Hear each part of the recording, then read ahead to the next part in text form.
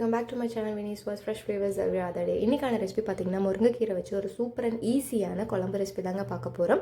And வீடியோக்குள்ளே போகிறதுக்கு முன்னாடி என்னோட வீடியோ ஃபஸ்ட் டைம் பார்க்குறீங்கன்னா என்னோட சேனலை மறக்காமல் சப்ஸ்கிரைப் பண்ணிக்கோங்க. அண்ட் வாங்க வீடியோக்குள்ளே போயிடலாம்.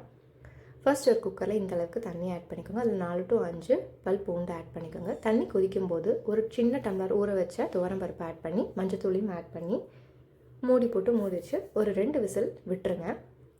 அதுக்கப்புறம் இந்த கன்சிஸ்டன்சியை சைடில் வச்சுக்கோங்க. அதுக்கப்புறம் பேனில் தேங்காய் எண்ணெய் 1 ஸ்பூன் அளவு ஆட் பண்ணிக்கோங்க. அது கூட கடுகு பொரிஞ்சதையும் சீரகம், அதுக்கப்புறம்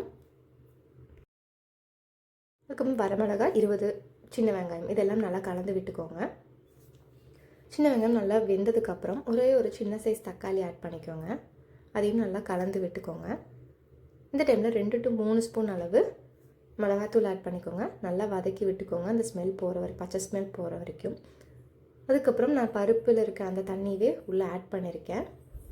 இது ஒரு டேஸ்ட்டுக்காக ஆட் பண்ணுறது. அதையும் நல்லா கலந்து விட்டுக்கோங்க. ஒரு 5 நிமிஷம் நல்லா வெந்ததுக்கப்புறம் நீங்கள் கீரையை உள்ளே ஆட் பண்ணிக்கலாம். அதையும் நல்லா கலந்து விட்டுக்கோங்க. அது கூட உங்களுக்கு வேணுங்கிற அளவு உப்பு, அதையும் நல்லா கலந்து விட்டுட்டு ஒரு 5 நிமிஷத்துக்குள்ளேயே கீரை வெந்துடுங்க. அதுக்கப்புறம் நம்ம அந்த பருப்பு எடுத்து வேக வச்சுருந்தோம் இல்லையா, அதையும் உள்ளே ஆட் பண்ணி நல்லா கலந்து விட்டுக்கோங்க.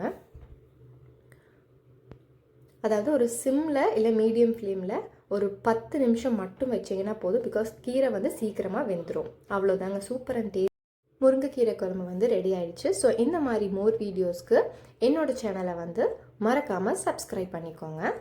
அண்ட் பக்கத்தில் இருக்க பெல் ஐக்கானை ப்ரெஸ் பண்ணால் தான் நான் போடுற வீடியோஸோட நோட்டிஃபிகேஷன்ஸ் உங்களுக்கு கிடைக்கும்.